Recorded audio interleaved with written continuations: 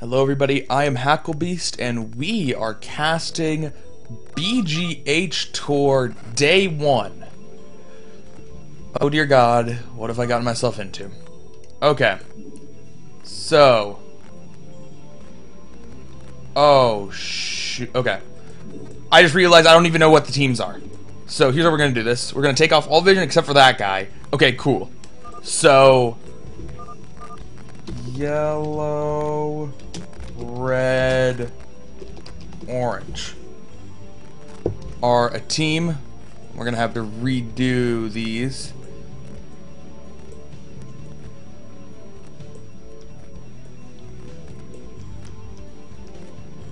Alright. Are those on the same level? I can't tell. No, they're not. Alright. Which means that the other players are teal, brown, and blue. Blue, teal, brown. Alright, so teal Terran, A fallen templa.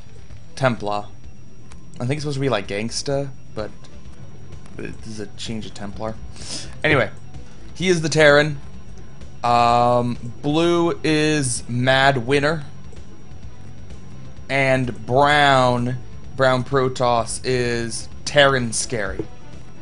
Why does the Terran have a Protoss name and the Protoss have a Terran name? I don't know.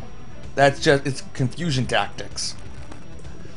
Alright, and then on the orange, red, yellow team, we have Lordofdabu as the orange Protoss. We have goshox as the yellow Protoss. And we have... It's not Gosu. It's gous.ima. It looks a lot like goshox, but no, it's gous.ima.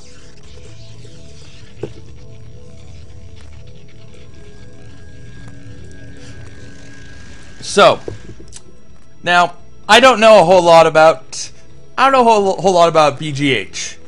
know a whole lot about 3v3. So, chat, this is a learning experience. We're both gonna learn something today about how this works. I do understand a little bit. I know that Protoss teams are really, really good. And also Terran tends to be bad. It's Terran, Protoss, right? Yeah. So, 5 Protosses and 1 Terran. The reason that Protoss is so strong in this matchup is just the number of zealots they can pump out. When you have 3 like this, you can just flood the map with zealots, and it has to do a little bit with the dynamic of the matchup. As opposed to 2v2, where Protoss is like the Zerg from 2v2, where you can have split responsibilities among the teams. Everybody goes 2-gate, or at least 2 of them go 2-gate. Maybe another player doesn't quite go 2-gate, but you have 2 players that start out building lots of zealots. 1 player is going to go for fast eco or fast tech. Eventually, one of the players who got lots of zealots will switch into whatever this first guy didn't do. So you'll have 1 going eco, 1 going tech, and 1 still just making a lot of slow lots. And because you have so many zealots out on the field early, you get to dominate map control, and then you can pick your timing as to when you want to go out and try to strike one of the opponents down. The issue with Terran, as is in 2v2 matchups, they have a hard time helping anyone. It looks like there's not going to be a huge engagement in the middle of the map. So with the teal Terran going for quick vultures, maybe he can help a little bit, but Brown has to hold out for now. I'm going to warp in a shield battery. He actually has a good number of zealots compared to the orange or red here, and yellow is unable to come and help out the ally as he's being contained by blue. It looks like blue is also throwing down a forward pylon, maybe thinking about a shield battery for himself. Oh, but Brown is holding off a 2v1 pressure on the bottom here. The shield battery is in. which is going to help a little bit, but that's still 7 versus 4 right now. Tough road ahead of him as he just uses all of his resources to pump out zealots right now. Has enough money. I wouldn't be surprised if he throws down another gateway, just because of how much pressure red and orange are going to put on him. Ooh, what are you doing, red? Red, I thought red was going for the run by, but red deciding not to. We have vultures down at orange base. We have blue zealots finally deciding that they could in fact beat yellow back. Even with yellow shield battery, it wasn't enough. The forge has not had enough time to make any cannons yet. Vulture has been cleared up, but this is what I meant. The with the fast vultures, now this is sizable against a large zealot force, because Terran wasn't attacked at all in the beginning. It's going to mean that these vultures may be able to do something good. We already saw they have the spider mine upgrade out. All right, so brown has broken out, and it looks like brown is going to help out teal in attacking this base. The vultures really can't deal with the cannons, but they might be able to do something in here. At the top position, yellow seems to be on an island, and blue is going to be able to take care of them all by himself. Most likely. Orange might be able to come for a save here with a handful of zealots, 7 of them. I don't know if it's going to be enough. I don't know if it's going to be in time. Yellow's already taking serious damage. All the probes are evacuating. Now, it looks like blue, obviously feeling confident here, going for an expo. Vulture's coming back, and speed upgrade's done. So, teal can micro a little bit as long as they don't corner themselves against walls here.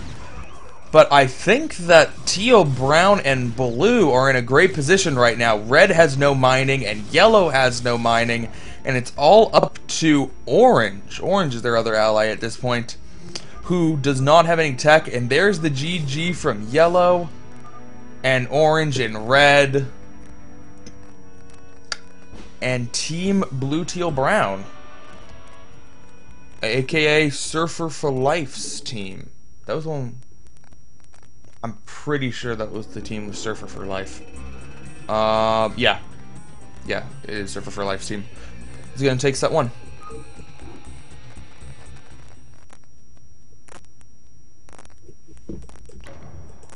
Alright, so game number 2.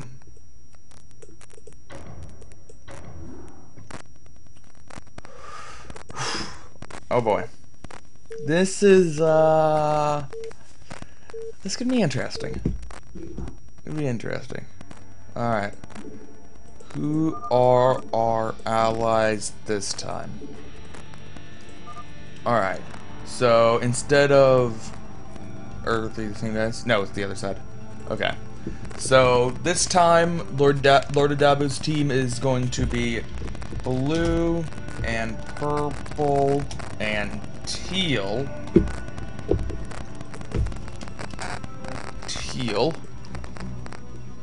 And the other team, that means, is white and red and orange.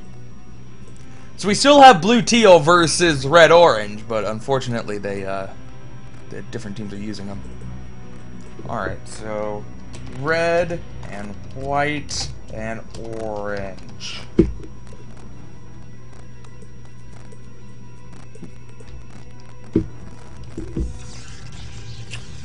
So, let's look at what we got here.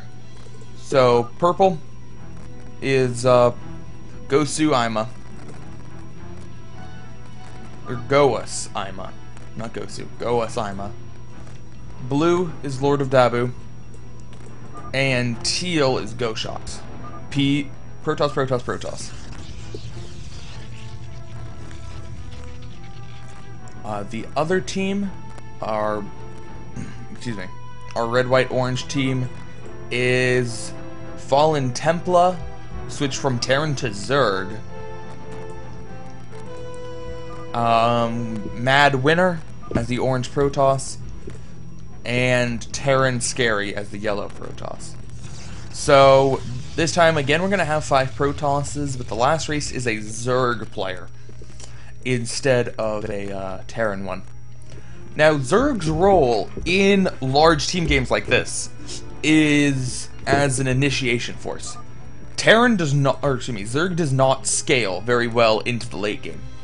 And if this was to go super late, the Zerg wouldn't be as effective, and red, white, orange is probably going to lose. But with all the extra Zerglings, it means that they should be able to do extra damage early. And that's what they got to be looking for. If you really can't play passively in 3v3 to begin with, but if you have a Zerg on your team, or at least you have more Zergs than your opponent has Zergs, then you really can't play passively.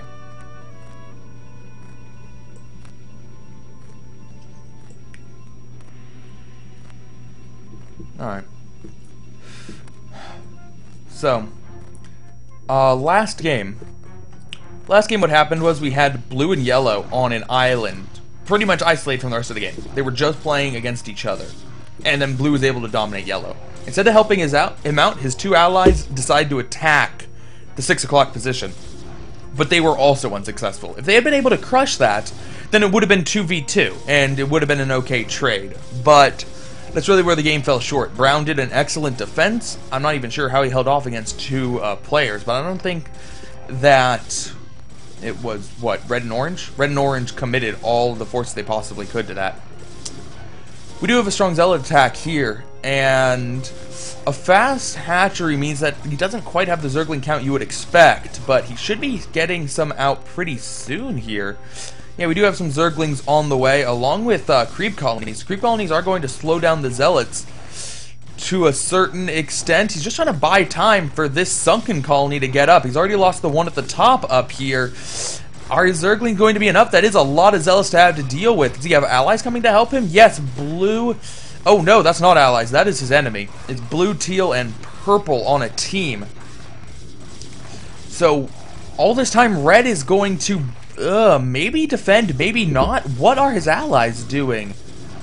We do have orange coming in to help out a little bit here, and white also. Okay, so white and orange are going to try to help out their ally here. Unfortunately, hatchery gets canceled at the expo. Hatchery gets killed out at the choke, and they might be able to hold. It looks like the reinforcement from white and orange are going to stem the tide a bit. But Zerg has taken a lot of damage here already from the immense and then a bunch of zealot trading. Alright, so what do we have going on right now? We have 3 gates from teal. We have tech. Okay, so we have a teching player, and that's blue. And then 3 gates from purple. Alright, so teal and purple are going to be the muscle, and then blue is going to sneak up to Dark Templar or Corsairs or whatever the hell he wants. Most likely Dark Templar, because while there is a Zerg player and has overlords, they're going to be slow overlords, so they're not going to be able to get all around the map to help out wherever they're needed. And obviously if he went Corsairs, it'd be good versus just the Zerg opponent, but it really wouldn't matter versus the cheaper tough opponents. And right now the Zerg, after the initial damage done, is probably the least scary of the 3. So, red and orange and white. Big army out in the middle of the map. It looks like everybody is heading to the left. Someone's mic died. That's a little bit unfortunate. No, we're backing off. Ooh, an engagement in the middle of the map. It's going to be all 3 of them if you count the guys up here, but white needs to get down and help out a little bit more. Unfortunately, they all have about the same numbers, but one of the players has the same number in Zerglings rather than the same number in Zealots, so I think that the cool colors, as opposed to the warm colors, are going to be able to win this. I have been happy that so far we've had the coincidence of all the cool colors being on one team and all the warm colors being on another team. That's personally going to help me out a lot if that trend continues up. White didn't lose a whole lot in that engagement, so they still have a good number of zealots. Is it enough to overpower teal and purple? Yes, it is. And orange coming back strong with a large number of zealots of their own. Now, there are a bunch of Sunkens and a hatchery going up for red. Zerg's trying to get back into this game and has a little bit of a defense up, but they're not going to be able to contribute out in the team fights in the middle of the map too much, just because they don't have the money for a high Zergling count right now. Ooh. Looks like that is mannering, excuse me, the minerals a little bit. Yep, there we go. Red calling it out. Indeed, blue is going to go for Dark Templar. And Speed Zeals as well. So, haven't looked too much at players down here. Interesting. Orange going for speed lots and then a robo. They want the speed. These don't have anything to do with each other. They want speed lots, so they're going to get speed lots, and they need an observer. So they're going to need to get the robo. Yeah. Unfortunately, they both need speed lots, so they're both going to have to get Citadel. It's not as if one could go observers and one could go speed lots. They just both need the speed lots. But we have Dark Templar coming out. I don't think that either of these players... Oh, there we go. Orange is getting Templar Archives of their own. Is anybody on the Cool Color team getting Observer Tech? No, it doesn't look like it. They all have cannons, with the exception of Teal. So Teal's the only one who really has to fear the Dark Templars. But if their Dark Templars out and the Blue, Purple, Teal team can't see them, they really just don't have any presence in the middle of the map. They have to be reliant on the cannons, which can be quite devastating. Oh, DTs. DTs. White, took White a little while to realize that there were some DTs there. Alright. Indeed, he is getting obs. There are some cannons up here, so that's not going to be an issue for... excuse me. That's not going to be an issue in terms of detection, but this is just a lot of stuff. They're pulling back? They might have been... I think they would have been able to kill this. The issue is, how much do they have to commit to kill off one player? Does that put them in a very vulnerable position? Speed is done for Orange, and that is quite a nice upgrade to have. With speed, it means that you can just get your zealots around and help out your ally a lot more. In 2v2s, where you have a Protoss ally, you often see slow lots in the beginning of the game trying to hoof it across the map, and they just take too long to get there to be effective. But, excuse me, but now we have speed lots in this game, so Orange can start to help out the allies even more than he was already.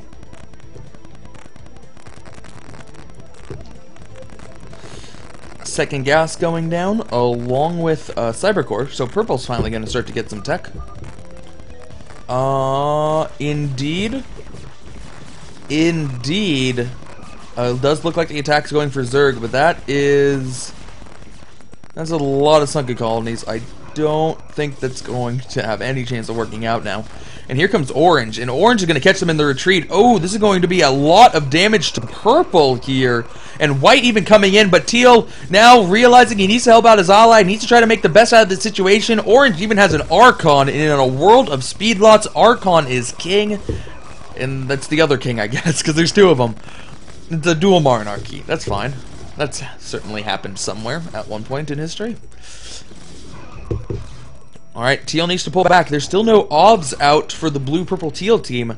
It was really up to Blue to get them, but Blue got a little bit greedy and instead decided to get a lot of Templar tech and a lot of gateways. Oh.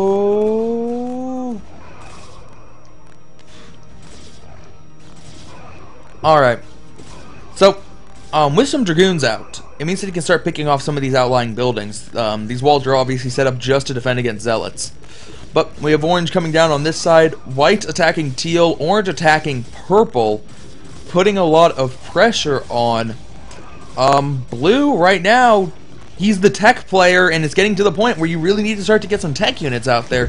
Blue needs to start really pulling his weight for his team, because this team is taking a lot of damage right now.